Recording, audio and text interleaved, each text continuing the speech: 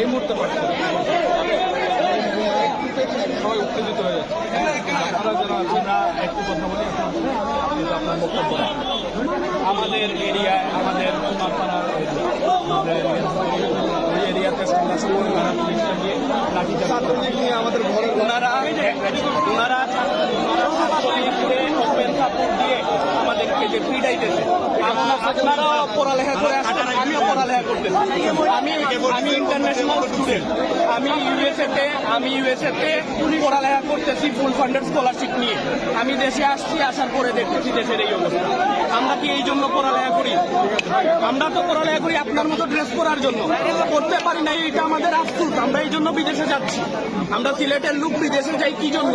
যাতে আমরা এই ড্রেস করতে পারি নাই, আমরা দেশের জন্য অন্যভাবে কাজ করব। কিন্তু আমাদেরকে কেন গুলি মারা হবে? আচ্ছা, ঠিক আছে।